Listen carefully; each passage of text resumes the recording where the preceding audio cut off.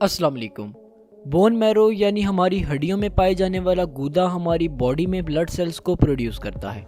Bone marrow एक factory की तरह काम करता है जो हर रोज़ हमारी बॉडी में तकरीबन 200 बिलियन न्यू ब्लड सेल्स को प्रोड्यूस करता है। पिछली वीडियो में हमने बोन मैरो को डिस्कस किया था और ये जाना था कि हमारे बोन मैरो के अंदर काफ़ी यूनिक सेल्स प्रेजेंट होती हैं जिन्हें हम स्टेम सेल्स कहते हैं और यही सेल्स हमारे ब्लड को प्रोड्यूस करते हैं। अब एक मिनट के लिए ज़रा सोचिए कि अगर हमारा बोन मैरो काम करना बंद कर दे और हमारी बॉडी में इनफ हेल्दी ब्लड सेल्स को प्रोड्यूस ना करे तो इस सूरत में बोन मैरो ट्रांसप्लांट किया जाता है। बोन मैरो ट्रांसप्लांट एक ऐसा मेडिकल प्रोसीजर है जिसके दौरान आपके डैमेज्ड बोन मैरो को healthy bone marrow stem cells के साथ रिप्लेस कर दिया जाता है। बोन मैरो ट्रांसप्लांट को स्टेम सेल ट्रांसप्लांट और हेमेटोपोइएटिक स्टेम सेल ट्रांसप्लांट भी कहा जाता है। चलिए पहले जान लेते हैं कि बोन मैरो ट्रांसप्लांट क्यों किया जाता है। बोन मैरो ट्रांसप्लांट इस सूरत में किया जाता है जब हमारा बोन मैरो इतना हेल्दी नहीं होता कि वो अपना फंक्शन प्रॉपरली परफॉर्म कर सके। कुछ कंडीशंस जिनके ट्रीटमेंट के लिए बोन मैरो ट्रांसप्लांट किया जाता है उनमें अप्लास्टिक एनीमिया, जो कि एक ऐसा डिसऑर्डर है जिसमें हमारा bone marrow new blood cells को नहीं बनाता। कैंसर्स जो हमारे बोन मैरो को इफेक्ट करते हैं जैसा कि ल्यूकेमिया, लिम्फोमा और मल्टीपल माइलोमा वगैरह। कीमोथेरापी की वजह से हमारे बोन मैरो को नुकसान पहुंचना और थैलीसीमिया, जो कि एक ऐसा ब्लड डिसऑर्डर है जिसके दौरान हमारी बॉडी हमारे रेड ब्लड सेल्स में प्रेजेंट हीमोग्लोबिन को एबनॉर्मली प्रोड्यूस करती है, वगैरह शामिल हैं। बोन मैरो ट्रांसप्लांट की 2 मेन टाइप्स हैं, ऑटोलोगस ट्रांसप्लांट और एलोजेनिक ट्रांसप्लांट। चलिए पहले ऑटोलोगस ट्रांसप्लांट को डिस्कस कर लेते हैं।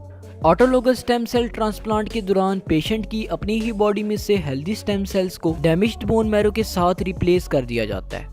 इस प्रोसेस के दौरान सबसे पहले आपकी बॉडी को मेडिसिन्स दी जाती हैं जिनसे आपके बोन मैरो में प्रेजेंट स्टेम सेल्स अपना नंबर इंक्रीज करते हैं और स्टेम सेल्स हमारे बोन मैरो में से हमारे ब्लड में मूव करने लगते हैं। इस प्रोसेस को मोबिलाइजेशन भी कहा जाता है। इसके बाद आपके ब्लड में से स्टेम सेल्स को कलेक्ट किया जाता है और इस प्रोसेस को अफेरेसिस कहा जाता है।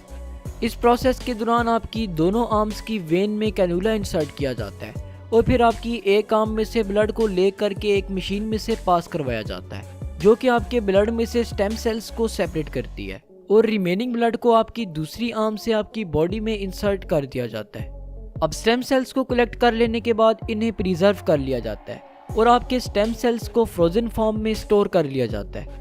इसके बाद नेक्स्ट स्टेज में आपकी बॉडी को हाई डोज कीमोथेरापी या फिर रेडिएशन थेरापी से ट्रीट करके आपकी बॉडी में से कैंसर सेल्स को किल किया जाता है। कैंसर सेल्स को किल कर लेने के बाद नेक्स्ट स्टेज में आपकी बॉडी से कलेक्ट किए जाने वाले स्टेम सेल्स को वापस आपके ब्लड में इन्फ्यूज कर दिया जाता है। स्टेम सेल्स हमारे बोन मैरो तक ट्रेवल करते हैं और हमारे बोन मैरो में दोबारा से न्यू ब्लड सेल्स को क्रिएट करना शुरू कर देते हैं। चलिए आप बोन मैरो ट्रांसप्लांट की दूसरी मेन टाइप एलोजेनिक ट्रांसप्लांट को डिस्कस कर लेते हैं। एलोजेनिक स्टेम सेल ट्रांसप्लांट के दौरान किसी दूसरे पर्सन यानी कि डोनर की बॉडी से हेल्दी स्टेम सेल्स को निकालकर रेसिपिएंट के डैमेज स्टेम सेल्स के साथ रिप्लेस कर दिया जाता है। इस प्रोसेस में सबसे पहले डोनर को फाइंड आउट किया जाता है। डोनर अक्सर भाई बहन या फिर कोई रिलेटिव हो सकता है। एलोजेनिक ट्रांसप्लांट के सक्सेसफुल होने के लिए डोनर और रेसिपिएंट के ह्यूमन ल्यूकोसाइट एंटीजेंस का मैच होना बहुत ज़रूरी है। हमारी बॉडी में 6 ह्यूमन ल्यूकोसाइट एंटीजेंस प्रेजेंट होते हैं। ह्यूमन ल्यूकोसाइट एंटीजेंस हमारे वाइट ब्लड सेल्स के सरफेस पर प्रेजेंट होते हैं जो हमारी बॉडी में इम्यून रिस्पॉन्स को प्रोड्यूस करते हैं। डोनर और रेसिपिएंट के जितने ज़्यादा ह्यूमन ल्यूकोसाइट एंटीजेंस मैच करते जाते हैं उतने ज़्यादा ट्रांसप्लांट के सक्सेसफुल होने के चांसेस बढ़ते जाते हैं। इसके बाद नेक्स्ट स्टेज में डॉक्टर्स डोनर के ब्लड या बोन मैरो में से स्टेम सेल्स को कलेक्ट करते हैं। ब्लड में से डॉक्टर्स एफरेसिस के जरिए से स्टेम सेल्स को कलेक्ट करते हैं जिसे हम ऑटोलोगस ट्रांसप्लांट में डिस्कस कर चुके हैं। अगर स्टेम सेल को बोन मैरो से कलेक्ट किया जाए तो इस प्रोसीजर को बोन मैरो हार्वेस्ट कहा जाता है। इस दौरान डॉक्टर्स डोनर की हिप बोन या स्टर्नम में से नीडल के जरिए से स्टेम सेल्स को कलेक्ट करते हैं। डोनर को जनरल एनेस्थीसिया में रखा जाता है जिससे कि इसको पेन फील नहीं होता। स्टेम सेल्स को कलेक्ट करने के बाद रेसिपिएंट की बॉडी को हाई डोज कीमोथेरापी या रेडिएशन थेरापी से ट्रीट किया जाता है ताकि इसकी बॉडी से कैंसर सेल्स को किल किया जा सके।